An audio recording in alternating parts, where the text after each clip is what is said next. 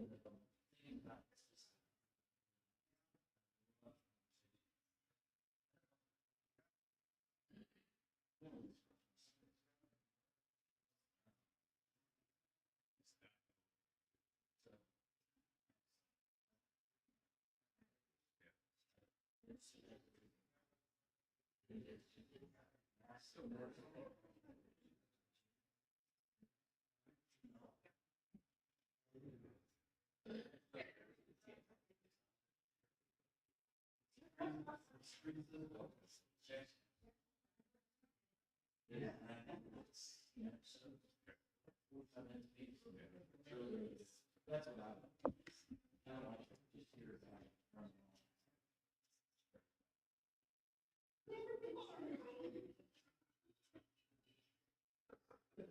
I know you did.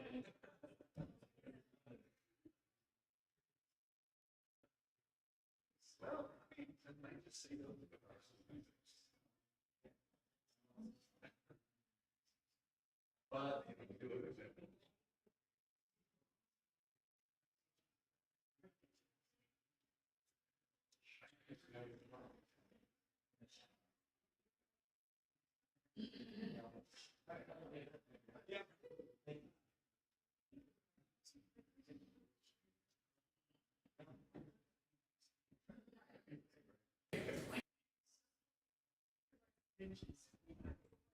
All right, good morning, everyone.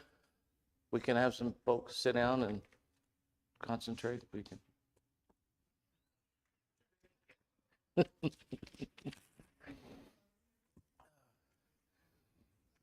You haven't smiled like that in a long time. To me, it's like you actually like me or something. I don't know. Good morning. All right, we're going to be in 1 Samuel chapter 4 today.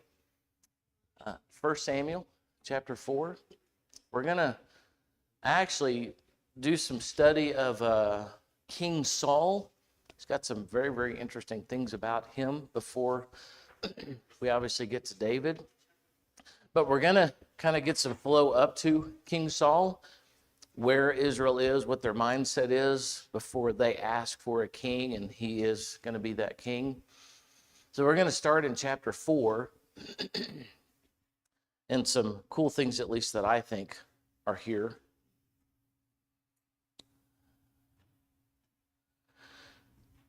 So 1 Samuel chapter 4.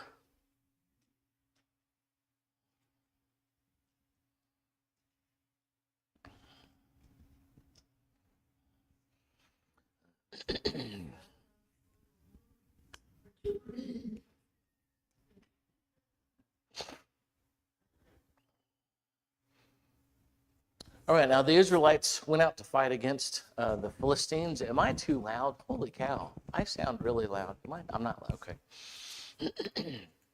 Sometimes I feel like I'm in this echo chamber of my voice. The Israelites camped at Ebenezer and the Philistines at Aphek. The Philistines deployed their forces to meet Israel, and as the battle spread, Israel was defeated by the Philistines, who killed about 4,000 of them on the battlefield. And when the soldiers returned to camp, the elders of Israel asked, "Why did Yahweh, the Lord, bring defeat on us today before the Philistines? Let us bring the ark of Yahweh's covenant from Shiloh, so that he may go with us and save us from the hand of our enemies." So the people sent men to Shiloh, and they brought back the ark of the covenant of the Lord Almighty, which is again Yahweh Shaddai, who is enthroned between the cherubim. And Eli's two sons, Hophni and Phinehas, were there with the ark of the covenant of God. When the ark of the Lord's covenant came into the camp, all of Israel raised such a great shout that the ground shook. Hearing the uproar, the Philistines asked, "What's all that shouting in the Hebrew camp?" And when they learned that the ark of the Lord had come into the camp, the Philistines were afraid. "A god has come into the camp." They said, "Oh no, nothing like this has happened before. We're doomed. Who will deliver us from the hand of these mighty gods?" If you remember, a couple of times I've shared that word is Elohim, or the Elohim. They are the Elohim, or the gods, who struck the Egyptians with all kinds of plagues in the wilderness. "But be strong, Philistines, be men, or you will be subject to the Hebrews, as they have been to you. So be men and fight." So the Philistines fought, and the Israelites were defeated, and every man fled to his tent. The slaughter was great. Israel lost 30,000 foot soldiers, and the ark of God was captured, and Eli's two sons, Hophni and Phinehas, died.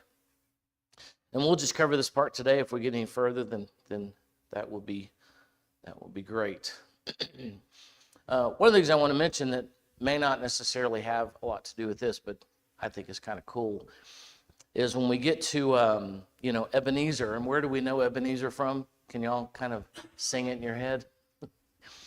"Here I raise my Ebenezer, hitherto thy something, something," because I know that song so well. And the word Ebenezer means stone of help.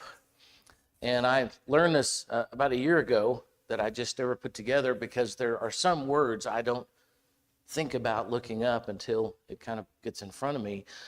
The word Ebenezer is two words, Eben and then Ezer, and it's a stone of help. And when you look at Genesis chapter 2 and verse 18, and it says that Adam was alone, he had no help, so God made him a help, an Ezer, a help for him. And so here this word Ebenezer is a stone of help. So when we sing, "Here I raise my Ebenezer," I raise my stone of help from God.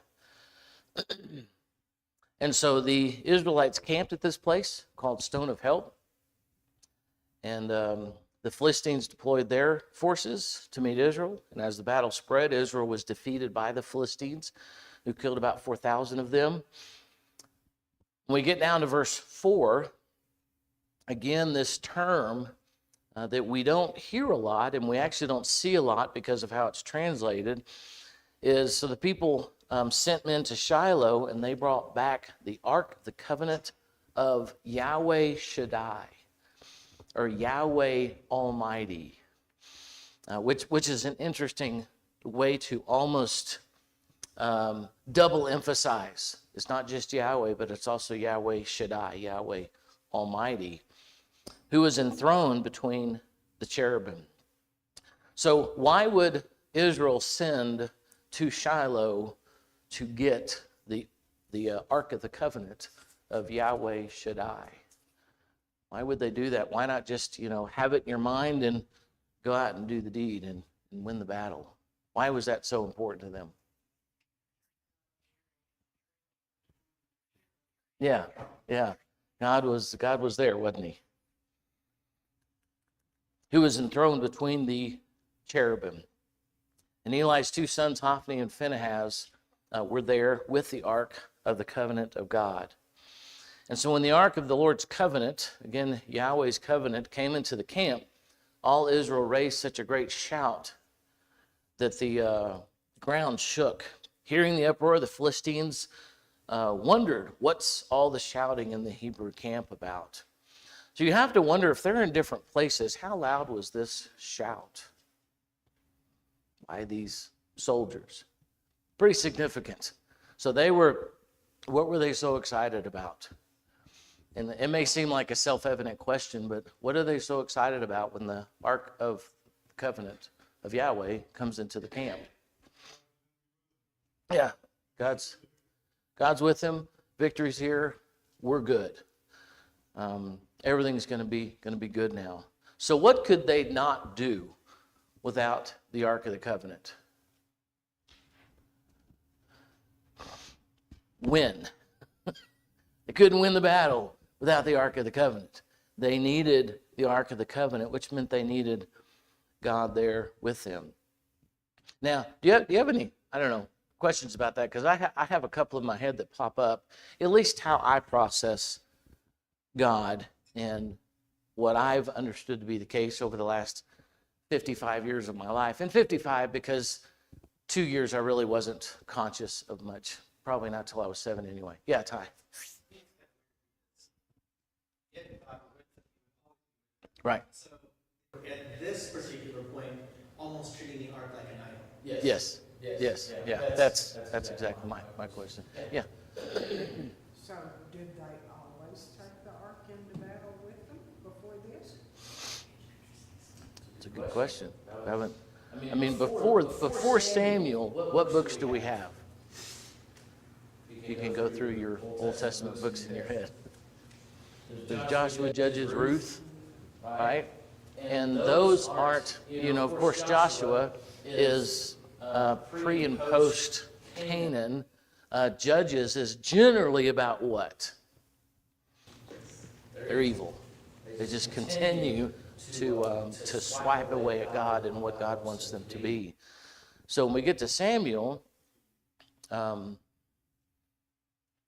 course, we're introduced to Samuel, and then we get into them veering away again and ultimately wanting a king like all the other nations before we get to chapter 8. So I find it interesting here, and maybe some of y'all have some insight that, in my mind, what is one of the things, if you were raised in a Christian home, and I don't mean just this one, but just any Christian home, what is one of the things it seems like we are taught from a very early age? That God is everywhere. God's everywhere, created all things. There's no place that you go that God isn't. And yet as we look at this, as they get ready for this battle, what continues to happen between the Philistines and Israel? And I know I have the question in my mind, and y'all don't know what my thinking is. The Philistines kept winning. This God's people, have they done anything, it seems, up to this point to deserve defeat? In other words, have they left God? Have they been stupid? Have they been disobedient? Whatever. Yeah. Defeated, and then they said, oh.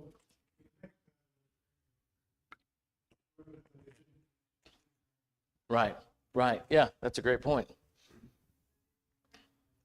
Yeah, no, they did not. So they were defeated, killed about 4,000 people in the battleground. And I know sometimes there are some things that we just kind of float over because we're trying to get into the story. What does 4,000 people look like? If you were to look out on the battleground, there's 4,000 dead people. That's a lot of people. Die.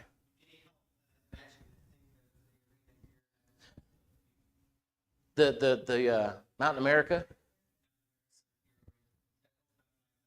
Oh, does it really? I thought it held more than that.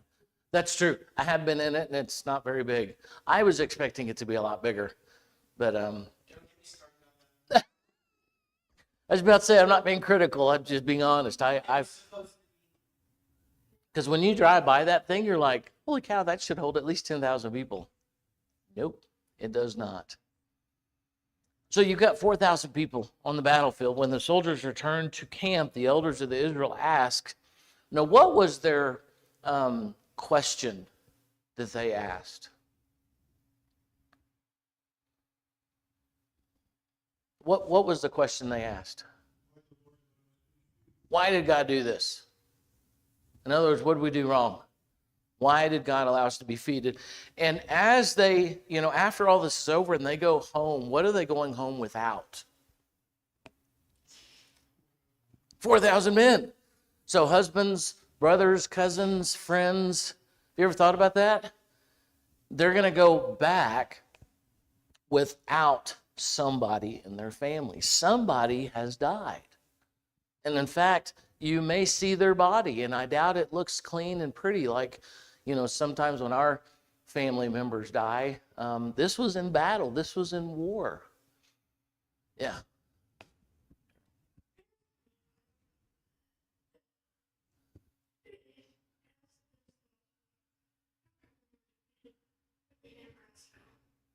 Yeah, yeah, yeah.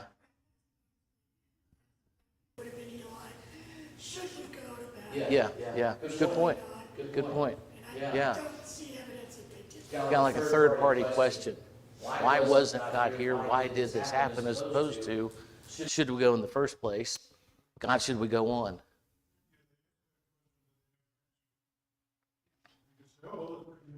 Yeah, yeah. Why is God doing this? Yeah. And the NIV says, why did the Lord bring defeat Yeah. upon us? Yeah. Yeah. So really, who are they blaming this on? God. At least the way that it's presented in this translation. Why did God do this? Now, another thing that I want you to notice in terms of words, is this isn't just the word God in general, Elohim. What word are they using? Why did who? Yahweh. Why did Yahweh bring defeat upon us? And so who are they blaming? What is Yahweh to them? Okay, he's God. What does God do in their mind? He's the protector. What does Genesis tell us? He's what? He's the Redeemer. Got him out of Egypt. Creator of all things. He's Yahweh. He is the highest. And so this God of creation, God of protection, God of guarding, all of these things, and yet they ask the question, why did Yahweh defeat us today? Why did he bring this on us? And who are the Philistines to them? They were enemies. They were hated. So God helped the Philistines to defeat us today. Yeah, Ty. I think we do this today, too. They're justifying what they're doing. Yeah. Well, we must be right. Right. And if we take God with us, he's not going to let his ark be taken by Right. the enemy. Yeah. Which of course happens. Yeah. That's a really interesting point. We do the same thing. Well, it doesn't matter that I know this is probably not what I'm supposed to be doing, but if I do this, God will let that happen. Right. He'll take care of it. Yeah. No. He said, don't do it. In the story. Yeah. Maybe if I pray about it, it'll make it better. It'll make it right. Oh, we forget to ask God. Yeah. What do you do? Yeah. Which it doesn't seem like they did. They just went at it. And again, they camped at Ebenezer, and I don't know that there's a necessary connection here between this term and they're relying upon God. They're relying upon Yahweh. So as they deploy their verses, I don't know, I really appreciate that comment, Ty, that, we're going to do this anyway, and then we lose, and it's like, well, let's go get the ark, because God's with that, and then we'll be good. Then we'll be justified in all the things that we're doing. So they went and got the ark, and in fact, how excited were they when they got the Ark of the Covenant? I mean, the ground shook. They were so excited that now they would, of course, win the battle. Now Yahweh is going to be with them. The ground shook because of the shouting that they did. When they learned the Ark of Yahweh had come into the camp, Philistines were afraid. A God has come into the camp. Nothing like this has ever happened before. We're doomed. Who will deliver us from the hand of these mighty gods? There's a lot of really interesting things to be discussed, but it would take us down an interesting rabbit hole or in some weeds. How the Philistines viewed, because of course they had their own temple and they had their own god named Dagon. And Dagon is actually a fish god. And so now they're wondering if the Hebrews now have their God, their Yahweh that they consider almighty. A God has gone into their camp. Nothing like this has ever happened before. We're doomed. Who will deliver us from the hands of these mighty gods? They are the gods who struck the Egyptians with all kinds of plagues in the wilderness. I don't know how many of you have ever stopped at verse 8, but what does verse 8 seem to tell us? Not even imply, but tell us about what the Philistines knew about Egypt, or about Israel in Egypt. What history did they know? At least as far as this author narrates for us. They knew about the plagues in Egypt. Yeah. They brought them out of Egypt. Seems like they knew about that whole history. So if you consider this from the Philistine standpoint, Yahweh's not their God. They have Dagon, they have a number of others, most likely. And so the God that Israel now has in their midst, which means before he was where? Somewhere else. Now, process that. For these Philistines, we defeated them, and so their God was where? Not with them. Now they have their Yahweh. Now they have their God, and we're doomed. We're in trouble. And why would they think this God was stronger than their God? And I'm just reading. I'm not like getting all whatever you call it, scholastic here. Scholastic? Why would they think that their God was this God was stronger than I theirs? doubt that Dagon had ever done anything like the plagues. Like the plagues. So Yahweh defeated who in Egypt? All of their gods. All of them. Defeated all of them. And so we're in trouble. There's no way we're going to win this. These are the gods who struck the Egyptian with all kinds of plagues in the wilderness. So, Andy, Yes. you know, I think it's interesting the context here as well. You've Yeah. got Philistines. You're talking about Philistines. Uh-huh. These are the same people that most of what Joshua's conquest destroyed Yeah. was Yeah. almost all of them, Yeah. but not all. Not all. And the Philistines were ones from Gath, specifically, were ones that had remained in the book of Joshua. It's interesting that Goliath comes Yes. from Gath. Yes. And so these people knew of Joshua's conquest. They lived it. I mean, that whole generation True. went through it. Yeah. So you had actual knowledge that had been passed down by Right. people who had witnessed this. Right. And no doubt had heard all the stories about what God had done in Egypt as well. And so all this information is being passed down through generations. Right. And now we're here. The Philistines are still here Yeah. because Joshua and the Israelites did not Did not. Right. Right. Yeah. And you do have to wonder, at least I wonder, how did they know what happened in Egypt? Because there was no email sent out. You know, there was no there was no messages. So how did they know? And it was told and handed down and understood what happened. So I don't think I'm making a bigger deal out of this, but it's interesting that from the Philistine standpoint and even from Israel's standpoint, they won because God was somewhere else. Now we got God, Israel.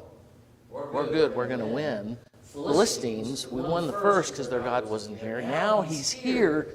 Now we're in trouble. Because their God is stronger than our God. And why? Well, he also defeated all the Egyptian gods. We're doomed. We're in trouble. And who's going to deliver us from these mighty gods? Now, Now this is how I think when I walk through stuff, and maybe some of you lost you, but and it may be a translation issue. I didn't look at this term in terms of the Hebrew. And for those of you that are visiting with us, no, I cannot read Hebrew or Greek. I just use tools. Who will deliver us from the hands of what? These mighty gods, plural. So it's interesting, if they translated this correctly, and it's not singular, what did the Philistines think about Israel's God? So could one God defeat all of the Egyptian gods? In their mind, the Philistines' mind. They had gods. I mean, there's no way one God, one Elohim, could defeat all of the Egyptian gods. So they had gods. These are the gods who struck the Egyptians with all kinds of plagues. But what did they finally, in verse 9, they said to each other, hey, we're Philistines. We're strong. We're mighty. So be strong, Philistines. Be men. Or what? Slaves. Or end up slaves. You're going to be slaves. You're going to be subject to these men, to the Hebrews. And from a Philistine standpoint, you'll be subject to these Hebrews. Hebrews. Just as they had been ours. Yes. The Philistines had enslaved Hebrews. Yes. Yeah. Very interesting. As they have been to you, be men and fight. So we don't want to be slaves. So even though we're probably going to lose, we're going to go down fighting. Interesting. And so for the Hebrews, they were on and off, monotheistic. Very few nations. I don't know any that were monotheistic. They were all polytheistic.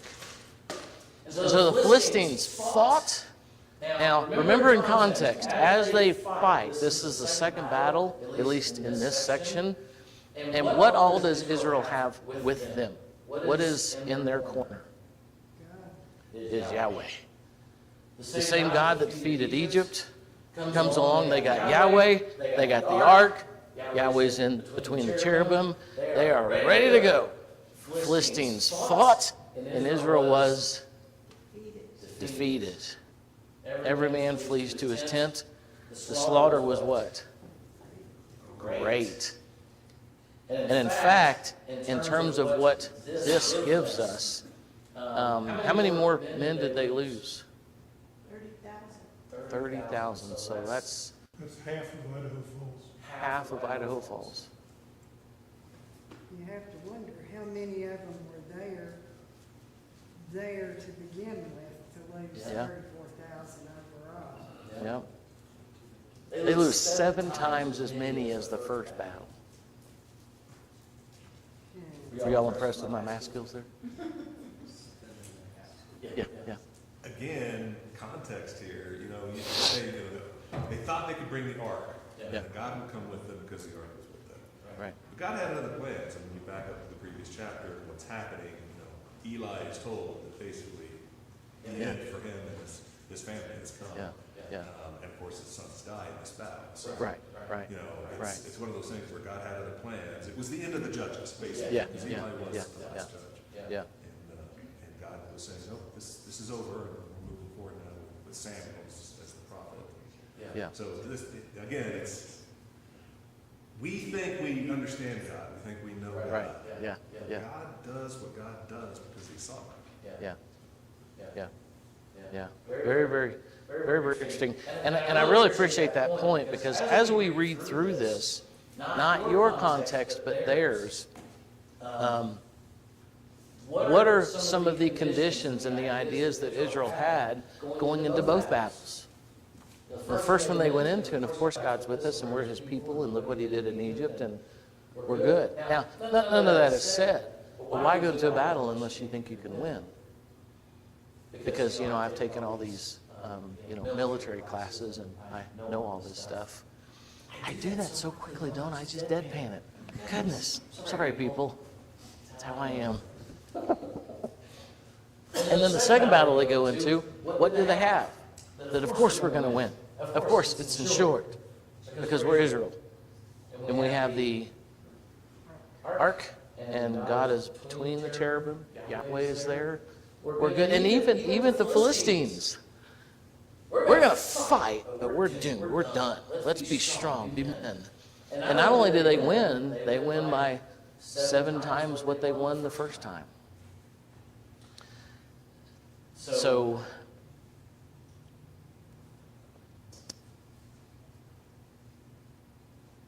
and in the same battle, of course, the Ark of God was captured, and Eli's 2 sons, Hophni and Phinehas, died.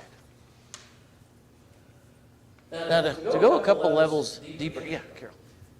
Well, I agree with Doug that God had his agenda, but it's just interesting to me that the Israelites are calling on God, Yahweh, to save them, and by bringing the ark, but at the same time, they still have their Asherah poles and their idol worship. Yeah. That's why they were defeated, because later on, Samuel tells them, "We're to fight the Philistines, get rid of your idols." Yeah. And they were worshiping Yahweh. They were worshiping Singularly, yeah.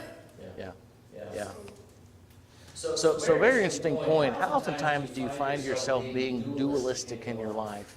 You're like, yes, I love God, and yes, I'm going to worship God, but I also, I guess the cliche, we've got other gods, other idols, if you will, other things that we give a lot of time and effort to. It's not just Yahweh.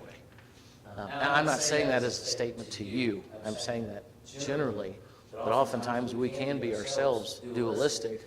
And I think one of the reasons why we have these kind of stories that are given to us is to watch people in the past that were dualistic. When we get into a battle, God, we need you there. And if we lose, we're going to go get the ark because you're there.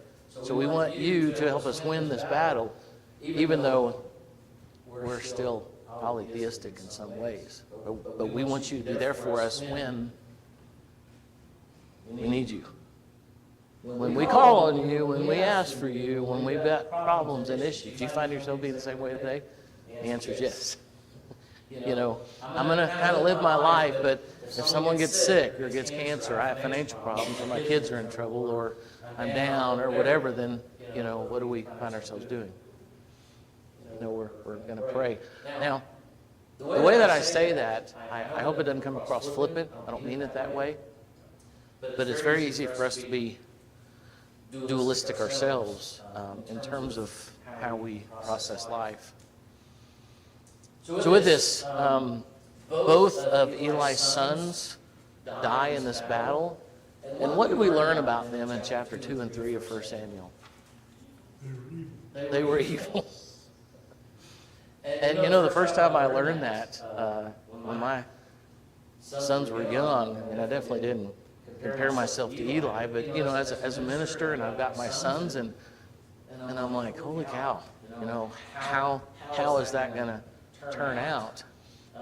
These were not good men. It's not like they made bad decisions and they weren't great leaders. They were bad men. Yeah. Well, Eli knew that they were ungodly, and he did absolutely nothing to straighten anything out. Right. So he came under condemnation as well. Yeah. Yeah.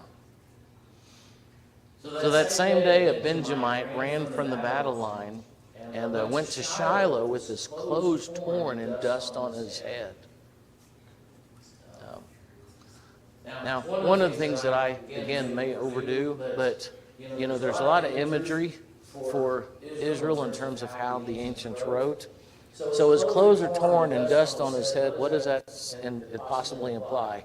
To show his grief. Yeah, things are bad. Things are really bad. So when he arrived, there was Eli sitting on his chair by the side of the road watching because his heart feared for the ark of God. And when the man entered the town and told what had happened, the whole town sent up a cry. Eli heard the outcry and asked, "What is the meaning of this uproar?" The man hurried over to Eli, who was 98 years old. He's an old guy.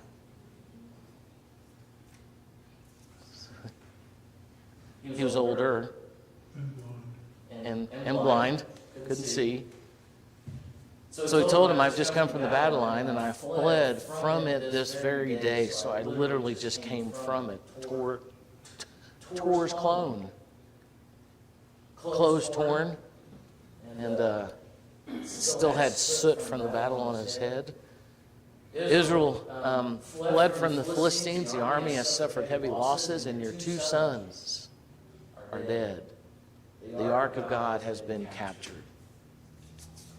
And another idea is that, we read these things, we know these items, we have an idea in terms of content and ideas.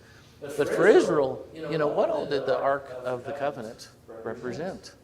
Even outside of just God's presence, what did it represent for them? Probably a lot like the flag does. Yeah.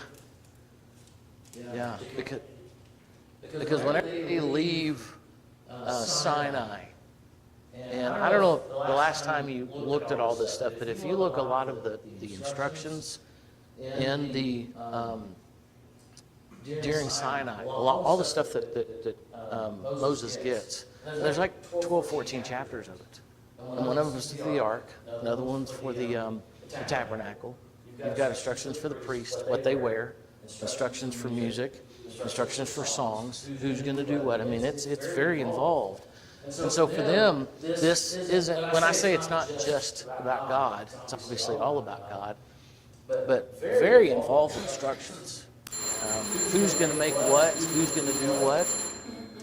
So the Ark of the Covenant was very, very important. Had a lot of symbolism to it for these people.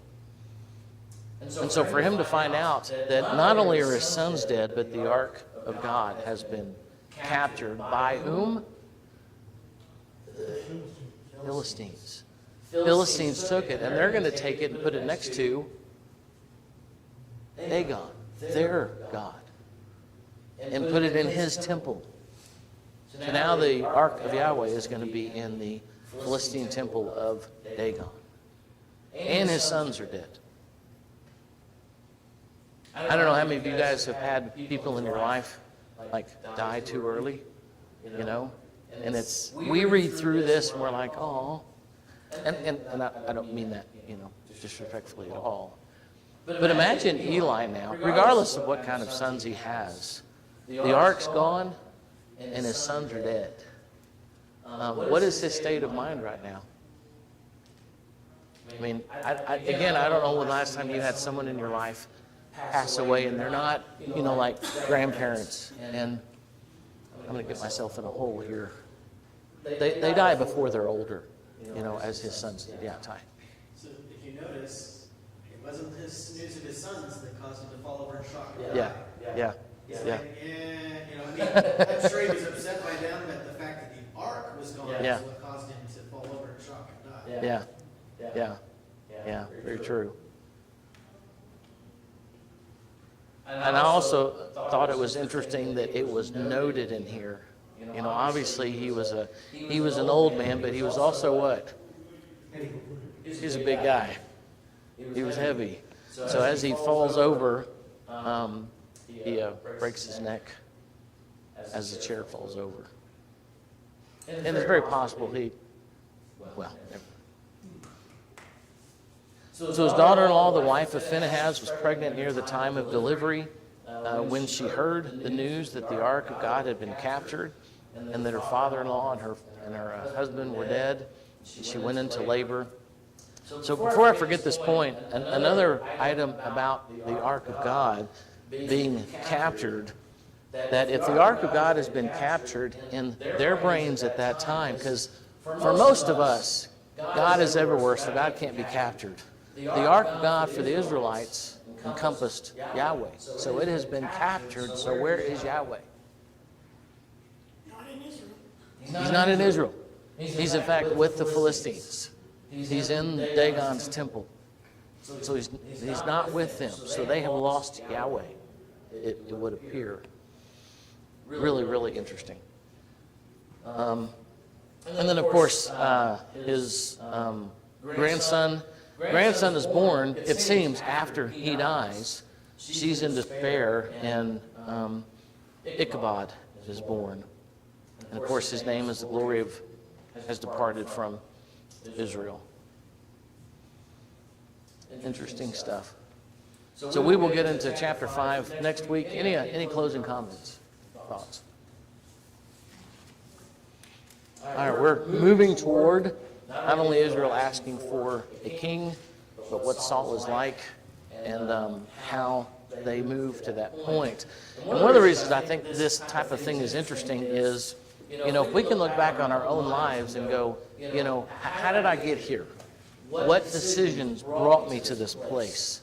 Have I relied on God? Have I been monotheistic? What decisions have I made? Selfishly, worldly, godly? Do I rely on God? All those kind of things. Where am I now, and what has brought me here? All right. Thank you for your comments. We'll see you next Sunday.